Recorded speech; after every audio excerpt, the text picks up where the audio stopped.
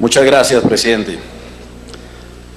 Quiero empezar saludando y celebrando la presencia y la puntualidad del señor ministro, señor comandante de las fuerzas militares, señor director de la policía, el señor viceministro, que dan ejemplo frente a otros casos de funcionarios aquí citados que no se han dignado concurrir a esta sala en donde los debates de control político pues son parte obviamente de su función constitucional. Empezaría señalando que este debate no es ni mucho menos un debate sobre el esfuerzo ni sobre la dedicación de las fuerzas militares ni de la Policía Nacional, ni sobre su heroísmo y su voluntad de lucha en contra de la delincuencia, de los factores que perturban la seguridad nacional y la seguridad ciudadana.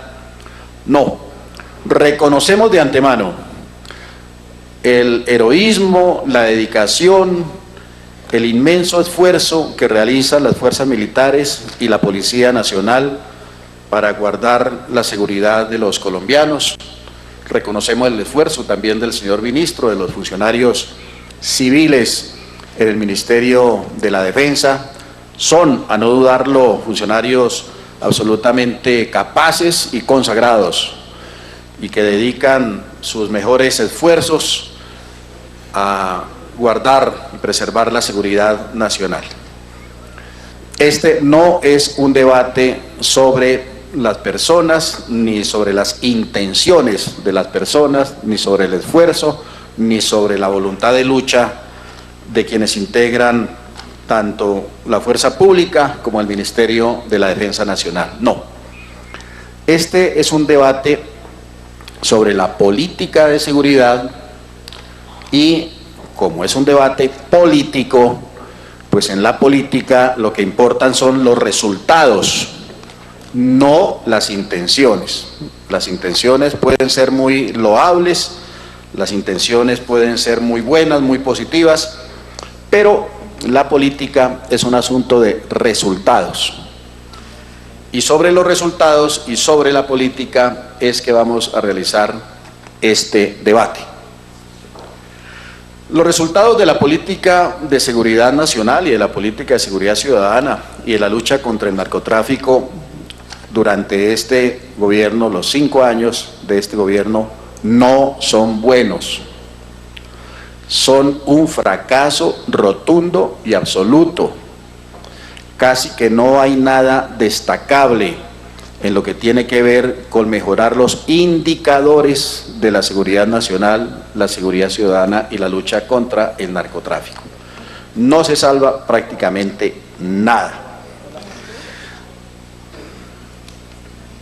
La seguridad se ha deteriorado de una manera muy significativa, lo están corroborando los hechos, lo están corroborando las cifras oficiales y lo está corroborando obviamente la percepción ciudadana sobre la situación de seguridad. Solamente voy a citar una de las muchas encuestas que están señalando cómo los colombianos nos sentimos hoy mucho más inseguros que hace 5 años cuando se inició el gobierno de Juan Manuel Santos. Es ostensible la forma como la ciudadanía ha venido sintiendo ese deterioro de la seguridad, ese incremento de la seguridad en todos los órdenes. En la última encuesta de Gallup, antes de la entrega del gobierno por parte del expresidente Álvaro Uribe Vélez, el 48% de los colombianos señalaba que la seguridad estaba empeorando, se sentían inseguros, 48% de los colombianos. Hoy en día, esa misma encuesta, Gallup, según el último reporte de julio de este año, si no estoy mal, la última encuesta Gallup, no, creo que es más reciente, es de hace pocas semanas, la semana pasada, señala que el 87% de los colombianos se siente inseguro y siente que la seguridad está deteriorándose. Pasamos de 48 a 87, prácticamente se duplicó durante estos 5 años la percepción de inseguridad dentro de la ciudadanía. De igual manera, en temas, por ejemplo, como el manejo que el gobierno le está dando al terrorismo, hay una insatisfacción creciente, derivada, obviamente, de ese deterioro de la seguridad. En esa misma encuesta Gallup, el día anterior a la entrega del gobierno por parte del expresidente Álvaro Uribe Vélez, el 42% de los ciudadanos objetaban, tenían reparos sobre el manejo que ese gobierno que estaba saliendo, el manejo que le estaba dando ese gobierno al terrorismo, al tema de la guerrilla o al terrorismo. Hoy en día es el 77% de los colombianos los que se manifiestan contrarios o inconformes con la política del gobierno actual con respecto al terrorismo. Pasamos de 42% a 77% de inconformidad. Creo que este dato es absolutamente diciente de cuál es el sentimiento de los colombianos hoy con relación al tema de la seguridad. ¿Por qué ha habido ese deterioro? Si veníamos de una dinámica de mejoría tan grande, ¿por qué se ha deteriorado la seguridad? Es reconocido por propios y extraños que la seguridad se mejoró de manera muy significativa durante el gobierno anterior del presidente Uribe, que por ejemplo el homicidio se redujo prácticamente en un 50%, el secuestro se redujo en un 90%, las tomas guerrilleras a las poblaciones prácticamente desaparecieron, los retenes ilegales de la guerrilla de igual manera, los homicidios contra defensores de derechos humanos, contra periodistas, contra maestros, etcétera, también se reducieron ostensiblemente. Todos los indicadores mostraban una constante y muy significativa mejoría en la seguridad de los colombianos. Claro, ese gobierno no dejó este país hecho un Edén, mucho menos, pero los problemas iban en vía de solución. Había una creciente mejoría y un optimismo creciente de los colombianos con respecto a su seguridad. Habían los colombianos recuperado la libertad de movilización, se podía andar por las carreteras, había recuperado los colombianos sus libertades democráticas, se podía hacer política sin tener en la nuca los fusiles de los paramilitares ni de los grupos terroristas de las FARC y el ELN. Se estaban realizando unas elecciones muy libres, muy abiertas. Esa seguridad que habíamos venido conquistando durante esos 8 años del gobierno del presidente Uribe se empezó a deteriorar con la llegada del nuevo gobierno de Juan Manuel Santos y de una manera muy significativa, como lo vamos a demostrar con las mismas cifras oficiales que vamos a leer más adelante. Consideramos que la razón de fondo del deterioro de la seguridad en nuestro país es la subordinación que ha hecho el presente gobierno de la política de seguridad a los diálogos de paz de La Habana. Ahí empieza el problema. Ese es como la madre de todos los problemas de seguridad que vivimos los colombianos en la hora presente. Esa subordinación de la política de seguridad a los diálogos de paz ha traído como consecuencia un desestímulo muy grande al interior de la fuerza pública, una enorme desmoralización que es reconocida por mandos medios, por la tropa, incluso por altos mandos de manera reservada, pero que obviamente en público no reconoce a nadie. Y esa desmoralización y ese decaimiento en el nivel de operatividad de la fuerza pública, pues le ha dado un mayor margen de maniobra, una mayor libertad de acción, tanto a los grupos terroristas como a grupos criminales de todo tipo. La delincuencia común, el crimen organizado, el narcotráfico, etcétera. Y producto de ese decaimiento de la operatividad y del incremento de las acciones terroristas y las acciones criminales, el resultado es la pérdida de la seguridad, la caída en picada de la seguridad de los colombianos. El gobierno ha igualado en la mesa de conversaciones a la fuerza pública con los grupos terroristas. Eso ocasiona una enorme desmoralización. Le ha reconocido a estos grupos terroristas una legitimidad y una representatividad que no tienen. En la mesa de conversaciones los ha graduado como contraparte legítima del Estado en el trámite de una agenda de la cual hacen parte muchos de los principales problemas nacionales, el tema del sector agropecuario, por ejemplo, el tema de las reformas institucionales, el tema del narcotráfico, para mencionar esos temas. Los ha graduado como contraparte en condiciones de igualdad, además, en donde en esa mesa de La Habana, de una parte está el Estado, de otra parte está el grupo terrorista de las FARC en condiciones de igualdad. Ambas partes tienen el 50% de la decisión sobre las reformas en el sector rural, las reformas institucionales o la política antinarcóticos. El Estado colombiano es apoyado por la inmensa mayoría de los colombianos, que paga impuestos, que participa en las elecciones, que reconoce la legitimidad de las autoridades.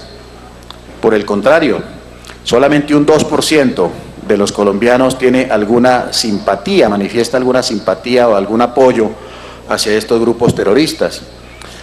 Ese desequilibrio en la mesa de conversaciones, por supuesto, que también ha afectado la moral y la dedicación de la fuerza pública en el combate contra estos grupos criminales.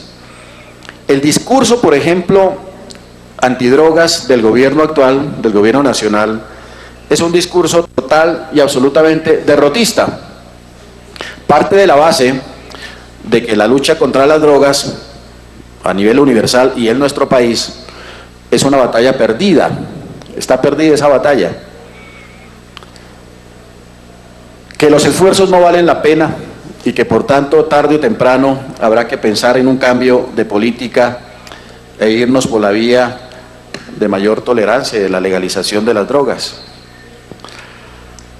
¿Qué impacto puede tener en la tropa que está dedicada todos los días a combatir el narcotráfico?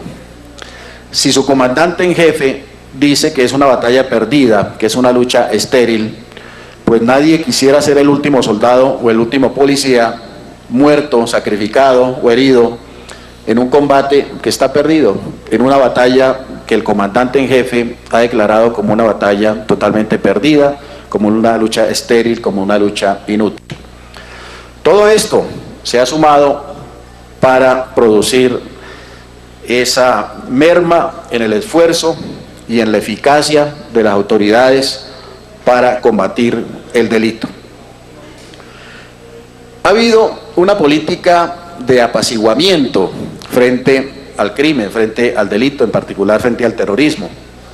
El gobierno considera que un avance en las conversaciones, un avance en los diálogos, un avance en la agenda de discusiones podría traer como consecuencia una disminución de la violencia, un desescalamiento de la violencia como efecto del avance de estas conversaciones de paz. La guerrilla, por supuesto, ha propiciado esa expectativa. Uno de los trucos de la guerrilla de las FARC, que lleva 30 años negociando con el Estado, es la generación y la manipulación de las expectativas del adversario. Y a fe que lo hace muy bien, con una enorme habilidad, las FARC otra vez, por quinta o por sexta ocasión, senador Uribe, que dialoga el Estado con las FARC, viene manipulando y viene maniobrando con las expectativas que se generan en estos diálogos de paz.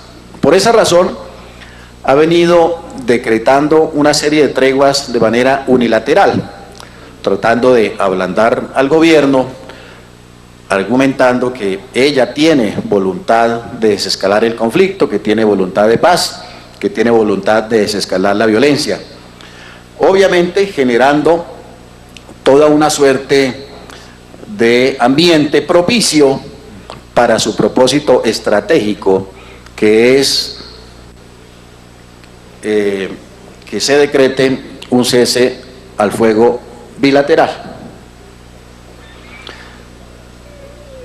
Este afán de que se decrete un cese al fuego bilateral por parte de la guerrilla no es por buena voluntad, no es por pacifismo, no es porque realmente las FARC estén interesadas en que disminuya la violencia y el sufrimiento del pueblo colombiano, como suele decirlo, como suele argumentarlo. No, es porque con ese cese al fuego bilateral, obviamente las FARC tendrían mejores condiciones para su fortalecimiento, para su rearme, para su expansión a lo largo y ancho del territorio nacional. El hecho es que después de estas 5 treguas unilaterales, estamos en la actualidad en la 6ª tregua unilateral por parte de las FARC. Pero paradójicamente, después de estas treguas unilaterales, la seguridad tampoco ha mejorado. No ha habido una mejoría de la seguridad, lo dicen las mismas cifras oficiales. El resultado no ha sido una mejoría de la seguridad, no ha sido un debilitamiento de la guerrilla, no ha sido una disminución en su intención, en su determinación de hacerle daño al país y al pueblo colombiano y de atacar al Estado. No, las cifras demuestran más bien que ha habido un fortalecimiento de este grupo terrorista, que ha habido una expansión por el territorio nacional, que ha habido un regreso de este grupo terrorista a muchos municipios de donde habían sido expulsados en el gobierno anterior durante la ejecución de la política de seguridad democrática.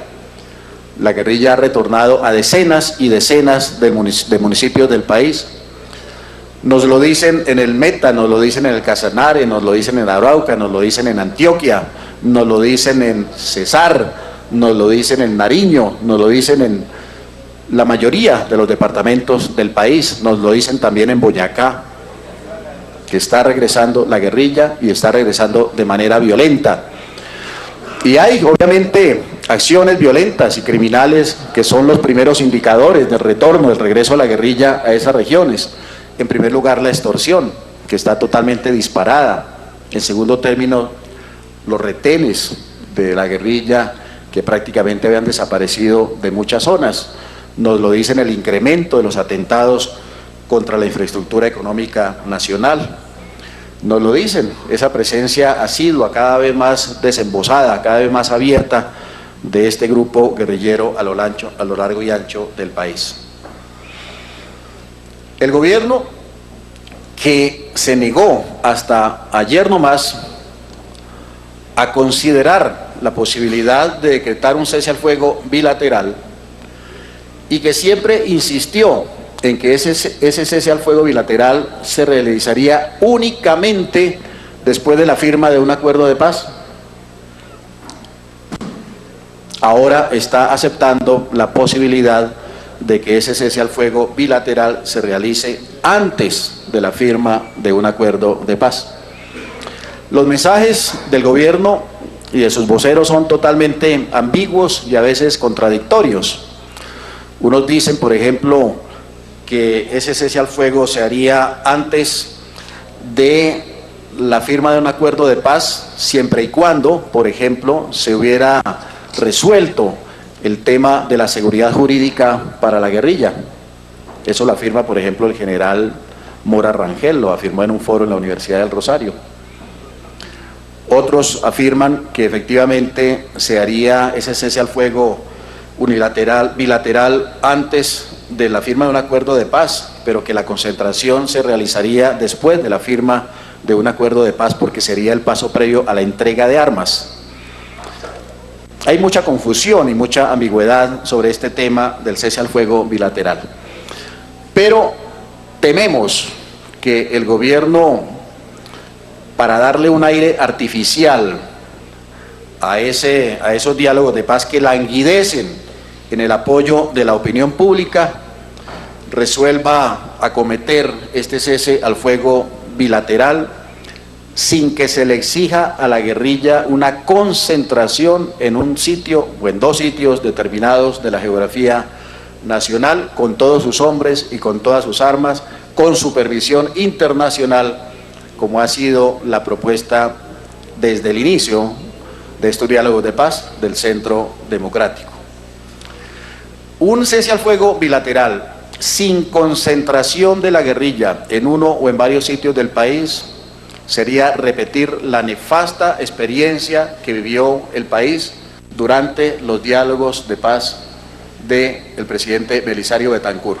El país recordará cómo en ese entonces se acordó un cese al fuego bilateral que implicó la parálisis de las fuerzas militares, prácticamente su acantonamiento, mientras la guerrilla continuaba a lo largo y ancho del país, desdoblando sus frentes, multiplicando los enrolamientos, el reclutamiento, rearmándose y obviamente ocupando cada vez más territorio y oprimiendo a cada vez más sectores de la población. Al final del día, en esa experiencia nefasta de un cese al fuego bilateral sin concentración de la guerrilla, pues resultó este grupo terrorista muy fortalecido, el ejército y el Estado muy debilitado, y obviamente la población sacrificada y víctima de esa expansión y ese fortalecimiento de ese grupo guerrillero.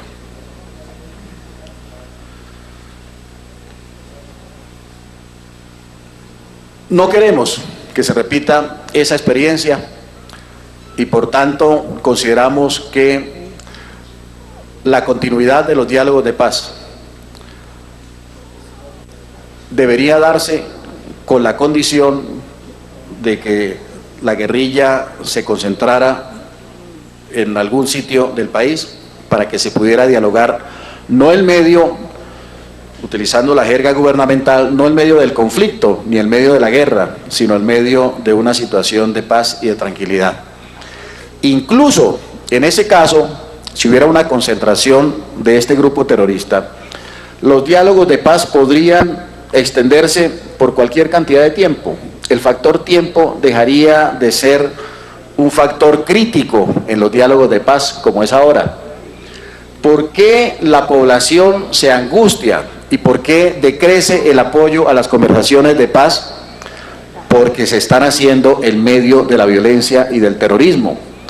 Porque la población no entiende cómo es posible que se esté dialogando de paz en La Habana al mismo tiempo que la guerrilla sigue atacando a la fuerza pública, asesinando soldados y policías, extorsionando, narcotraficando, reclutando niños y cometiendo toda suerte de vejámenes contra la población. Obviamente que la paciencia tiene un límite y ese límite lo está marcando la opinión nacional. Ese esquema de dialogar en medio de la guerra o en medio del conflicto, según el discurso gubernamental, ha hecho crisis, se ha agotado totalmente y ya es imposible seguirlo reproduciendo. Frente a eso, la alternativa que se plantea ahora es ese cese al fuego bilateral. Obviamente que la guerrilla no va a aceptar esa concentración en esas condiciones y por tanto el gobierno que quiere, insisto, insuflarle un oxígeno, un aire una bocanada de aire artificialmente a los diálogos de paz, pues seguramente, y eso es parte de este debate, y pedimos la respuesta al señor ministro de la Defensa, en qué condiciones se realizaría ese cese al fuego bilateral, si es que se realiza antes de la firma de un acuerdo de paz.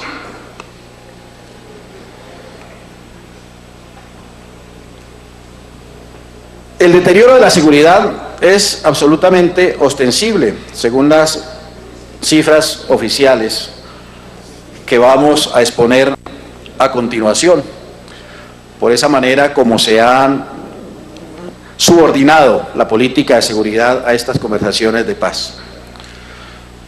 Voy a traer los datos de varios periodos de tiempo con base en las cifras oficiales para que se demuestre cómo ese deterioro ha sido continuo, ha sido persistente a lo largo de estos 5 años de gobierno del presidente Juan Manuel Santos. Entre el 2010 y el 2014, la voladura de oleoductos, no voy a leer las cifras absolutas, sino solamente el incremento de los porcentajes para no agobiarlos con datos, pero las cifras son oficiales y ahí están las fuentes del Ministerio de la Defensa. La voladura de oleoductos se incrementó en 355% entre el año 2010 y el año 2014. La voladura de puentes aumentó en 300%. La extorsión se incrementó en 262%.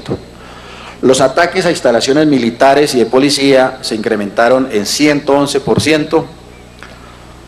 Los retenes ilegales se incrementaron 64%. Otras acciones terroristas distintas de las anteriores, así es como lo clasifican en el Ministerio de Defensa, aumentaron en 62%.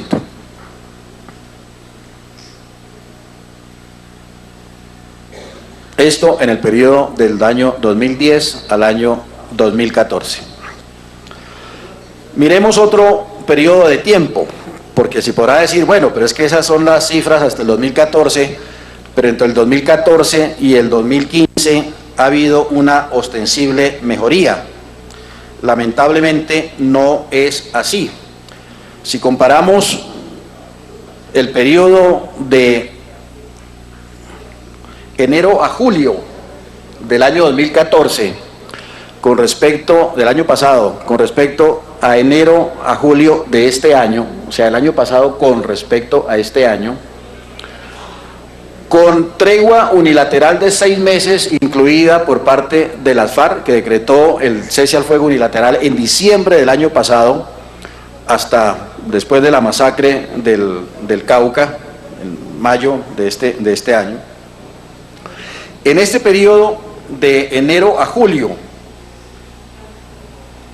del año 2014, comparado con enero-julio del 2015, los ataques a instalaciones militares crecieron 171%, los asaltos a poblaciones 100%, la voladura de torres de energía 26%, los retenes ilegales crecieron 25%, entre otros indicadores. Pero se podrá decir que bueno, pero que comparado este año con el año 2010, con el año de origen, los indicadores pueden haber mejorado.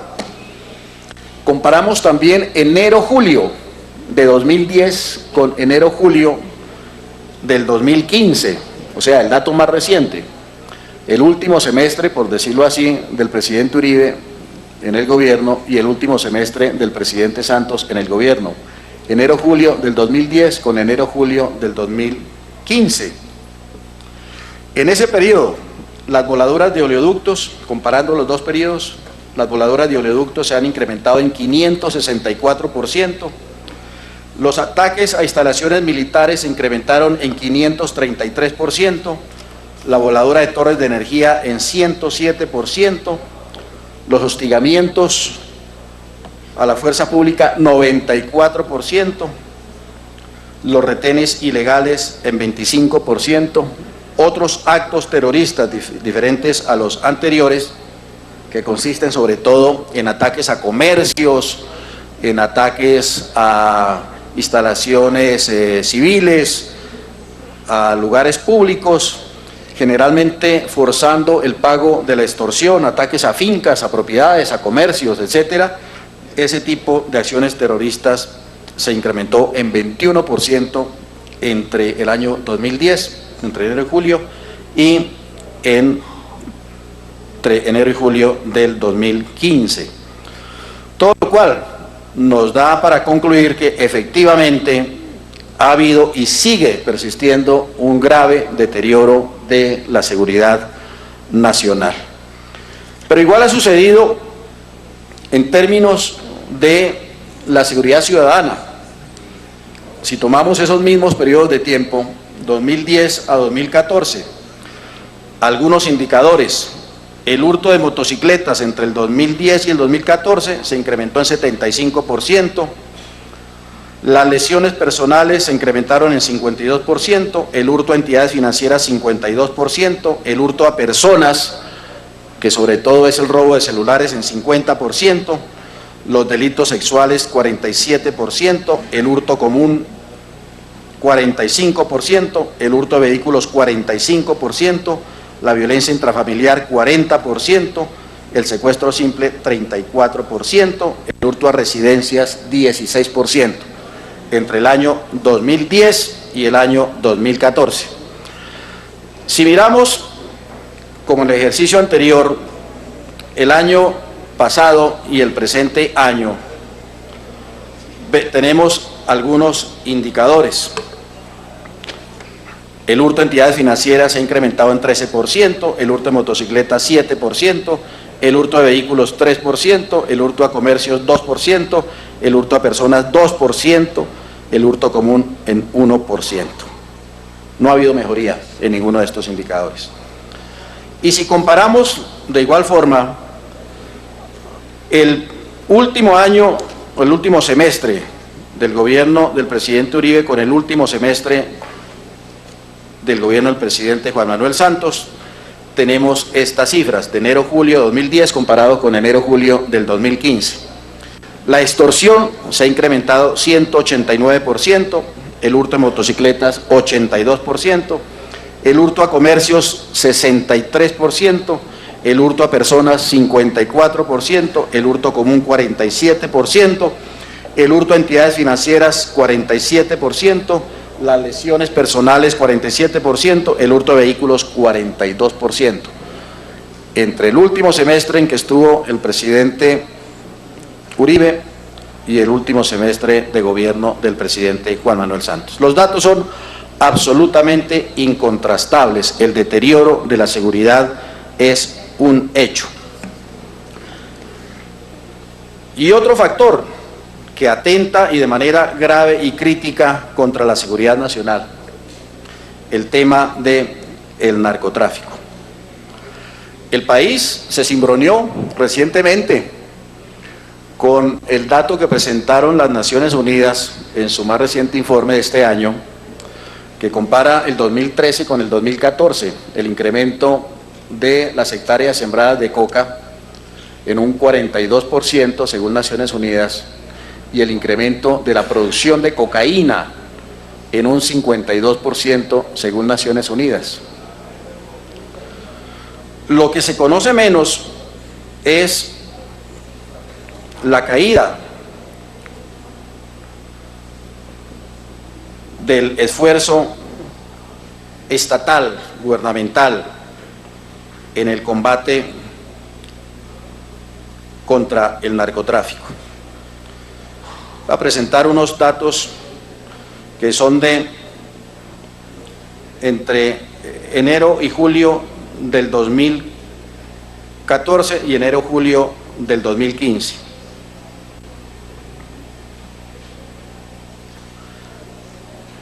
Los equipos de comunicaciones incautados contra el narcotráfico disminuyeron en 65%, las embarcaciones incautadas en 48%, las aeronaves incautadas 47%, el bazuco incautado 7% decreció, la marihuana incautada 19% disminuyó, insumos sólidos incautados 18%. Entre enero y julio del año 2010, comparado con enero y julio del año 2015, tenemos estos resultados negativos. La base de coca incautada entre enero y julio del 2010, comparada con enero y julio del 2015, 5 años después, decreció en 87%. La erradicación manual de coca decreció en 72%. Las pistas destruidas bajaron en 68%. Las armas incautadas decrecieron en 67%. La aspersión, o sea, la fumigación, las hectáreas fumigadas de coca, se disminuyeron en un 56%. El bazuco incautado disminuyó en 43%, los equipos de comunicación incautados 43%, la munición incautada 38% disminuyó, las aeronaves incautadas bajaron 5%, la marihuana incautada bajó 5%. Hay que decir que en el año 2010 había 62.000 hectáreas de coca y en el año 2014 se habían incrementado a 69.000 las hectáreas de coca. Es decir, el Estado estaba haciendo un mayor esfuerzo contra el narcotráfico cuando había 62.000 hectáreas de coca y había disminuido ostensiblemente su esfuerzo cuando en el año pasado había 69.000 hectáreas de coca. No se puede venir entonces con el argumento que ha caído la aspersión de coca o la coca incautada porque ha disminuido tanto el hectareaje como la producción de coca. No, ha aumentado. Tanto el hectareaje como la producción de cocaína han aumentado. Y frente a eso ha disminuido el esfuerzo del Estado para combatir el narcotráfico. ¿Esto qué significa? Pues que estamos en medio de un incremento de los recursos para los narcotraficantes de toda ralea. El país sabe, lo dice la fuerza pública, lo afirma la Policía Nacional, las FARC son el principal cartel de la cocaína en el país. Las FARC son el principal cartel de la cocaína a nivel internacional. Las FARC son el tercer grupo terrorista con mayores recursos a nivel internacional, según la revista Forbes. Las FARC se están beneficiando, ¿y de qué manera? Con este incremento del narcotráfico. Habría que agregarle, doctor Serva, a estas preocupaciones el hecho de que, y doctor Galán, se incrementó, según Naciones Unidas, en un 50% la producción de cocaína el año pasado con relación al año anterior, en un 50% la producción de cocaína. Ha habido una devaluación del 60% por lo menos durante el presente año. Multipliquen ustedes el incremento de la producción de cocaína con el incremento del precio o del valor del dólar. En pesos colombianos, las FARC pueden estar recibiendo 4 veces más de lo que recibían anteriormente por efecto del narcotráfico. Duplicaron, pues aumentaron el 50% su producción y por cada kilo de cocaína que estaban exportando reciben ahora un 60% más en pesos. Aumenta la producción y aumenta casi en igual proporción el precio. Se están enriqueciendo y estos son recursos para la violencia, estos son recursos para el rearme de las FARC. Son muchos los informes de las fuerzas militares que señalan el ingreso masivo de armas por Ecuador, el ingreso masivo de armas por las costas colombianas, el reclutamiento de menores, que sigue siendo una plaga en muchos sitios del país, denunciado por el defensor del pueblo, el incremento de la extorsión. El fortalecimiento de las FARC es un hecho, queridos amigos. Como resultado de unos diálogos de paz basados en el apaciguamiento frente a la guerrilla como resultado de una política de seguridad que ha resultado sacrificada frente a esas pretensiones que de manera equivocada está haciendo el gobierno para llegar a un acuerdo con la guerrilla. No somos enemigos de los diálogos ni de un acuerdo negociado con este grupo terrorista. El problema son las condiciones en que se negocia. En estas condiciones, subordinando y sacrificando la política de seguridad a unos diálogos de paz que son absolutamente inciertos, el resultado, digamos, el resultado perverso de estos diálogos de paz ha sido el deterioro de la seguridad, según lo demuestran las mismas cifras oficiales. Si continúa esta política de seguridad subordinada a las conversaciones de paz, y si el gobierno nacional opta finalmente por un cese al fuego bilateral que permita continuar a la guerrilla este fortalecimiento, las circunstancias del país van a ser muy críticas en términos de seguridad. En el tema del narcotráfico, habría que señalar que este incremento de las hectáreas cultivadas y de la producción de cocaína tienen que ver directamente con la ejecución, con el cumplimiento de los acuerdos de La Habana. Se están cumpliendo los acuerdos de La Habana en el tema del narcotráfico.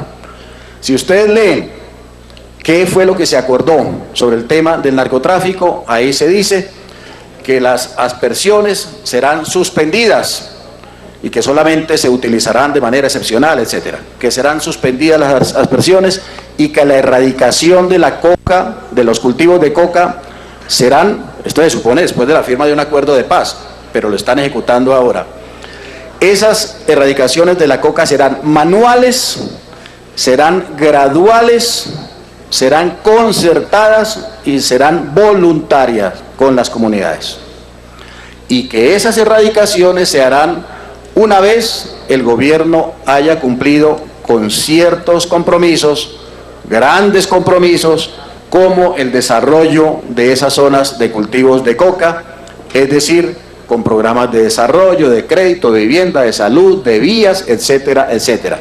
Una vez el gobierno haya cumplido con esos compromisos, se iniciará la erradicación voluntaria, gradual, concertada de los cultivos de coca. El efecto de esa política ha sido la expansión de los cultivos de coca. Las FARC tienen como consigna en las zonas en donde tienen influencia y presencia territorial de los cultivos de coca, expandir esos cultivos de coca.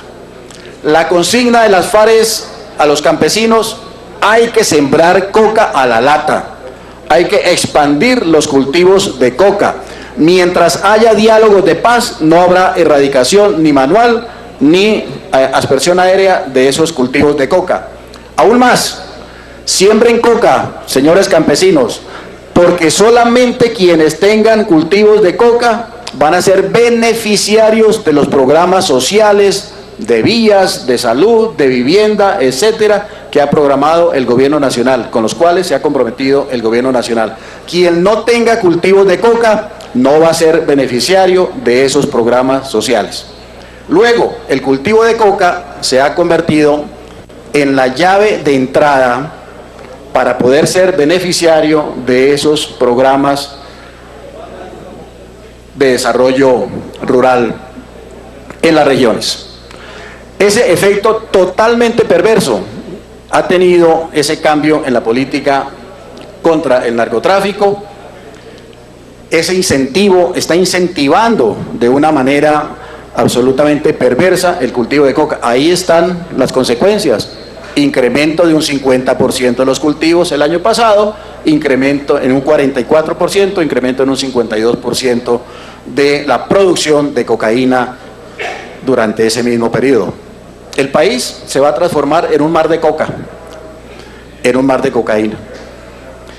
Esto obviamente para fortalecimiento del grupo terrorista de las FARC, de los grupos de narcotraficantes, de las BACRIM, que están aliadas con las FARC y con el ELN, explotando el narcotráfico en las zonas de producción cocalera en el país. Casi no hay zona de producción de coca, sembrados de coca en el país donde no haya una confluencia, una connivencia, una alianza táctica entre algún grupo de BACRIM con grupos terroristas como las FARC y como el ELN. El caso más patético y más crítico tal vez sea el caso del norte de Santander, la alianza ya del señor Megateo, de las bandas criminales con las FARC y con el ELN, con una frontera absolutamente abierta, un paraíso para el narcotráfico, un total paraíso para el narcotráfico, con la complicidad obviamente de la Guardia Nacional, con el cartel de los soles al otro lado de la frontera, con una entrada de insumos absolutamente libre, con una salida de producción de droga absolutamente libre, pues allá eso se ha vuelto un paraíso del narcotráfico. Quieren además volver esa zona, una zona de reserva campesina, donde pues ya se sabe, las FARC pretenden formalizar mejor su total autonomía en términos administrativos, en términos fiscales, en términos de manejo territorial, etcétera, etcétera. La situación de la seguridad, queridos amigos, colegas, señor ministro, altos mandos de la fuerza pública, es absolutamente crítica y va a seguir así porque no vemos en el horizonte ningún cambio en el esquema de la seguridad del país y seguimos viendo a la seguridad nacional absolutamente subordinada a estos diálogos de paz. Con el prurito de que los diálogos de paz están a puertas de ser firmados, lo que nos dijeron ya desde el comienzo, que iban a durar 3 meses, y el gobierno ha incumplido en 5 ocasiones las expectativas falsas que deliberadamente ha creado para la firma de estos acuerdos de paz. Con ese prurito de los diálogos de paz estamos sacrificando la seguridad. Muy seguramente la paz no se va a firmar a fin de este año ni a comienzos del año entrante. Y muy seguramente, nos lo tendrán que aclarar aquí los funcionarios oficiales, nos va a llegar ese cese al fuego bilateral en unas condiciones que podrían ser muy críticas para la seguridad nacional. El deterioro de la seguridad sería aún mayor, se multiplicaría aún mayor ese deterioro de la seguridad si se llegare a firmar un cese al fuego bilateral sin que implique inmediatamente una concentración de la guerrilla en una zona del país con verificación internacional, con todos sus hombres y con todas sus armas. Hacemos esta advertencia desde ya porque estamos viendo con preocupación la manera como el gobierno nacional ha venido haciendo concesiones, cada vez mayores concesiones a las FARC en aras de esos acuerdos en la mesa de conversaciones. Les agradezco mucho la atención, señor presidente, muchas gracias.